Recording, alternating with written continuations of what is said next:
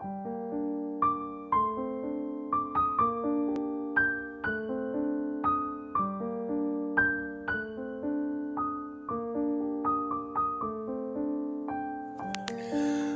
XVIIIe siècle, la variole, avec ses pustules hautement contagieuses, fait des ravages parmi les jeunes enfants, dans la campagne britannique comme ailleurs en Europe. En Angleterre, on remarque que les fermiers ayant contracté la vaccine, une forme de variole affectant les vaches mais bénigne pour l'homme, sont protégés de la variole. En 1796, le médecin Edward Jenner a l'idée d'inoculer chez un enfant du pouls prélevé sur une fermière infectée par la vaccine.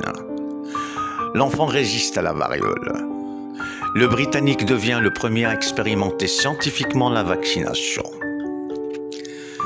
Mais le procédé existait déjà, au moins depuis le début du XVIIIe siècle, sous une forme empirique et aléatoire, la variolisation.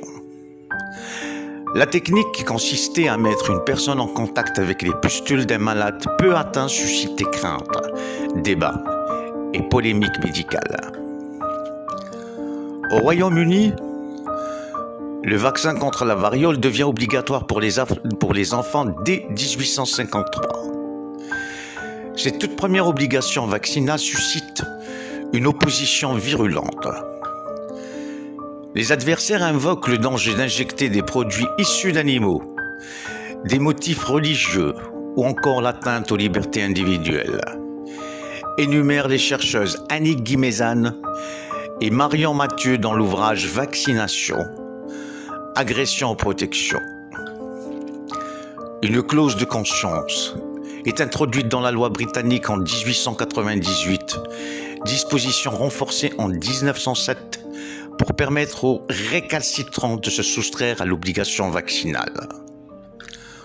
En France, le vaccin antivariolique devient obligatoire en 1902. À la fin du XIXe siècle, Louis Pasteur met au point un vaccin contre la rage à partir d'une souche atténuée du virus. La première injection réalisée avec succès en 1885 sur Joseph Meister, un enfant de 9 ans, mordu par un chien soupçonné d'être enragé. Les années 1920 voient apparaître les vaccins contre la tuberculose, le BCG mis au point en 1921 par Albert Calmette et Camille Guérin, la diphtérie 1923, le tétanos 1926 et la coqueluche en 1926. C'est aussi à partir de cette période qu'on commence à utiliser des sels d'aluminium pour stimuler la réaction immunitaire et accroître l'efficacité des vaccins.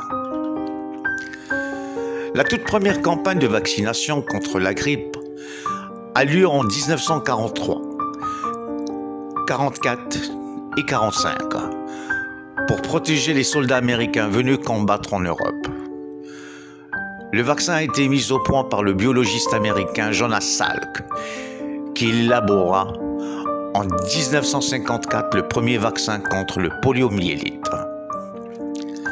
Le dernier cas recensé de variole, contracté de manière naturelle, a été diagnostiqué en Somalie le 26 octobre 1977.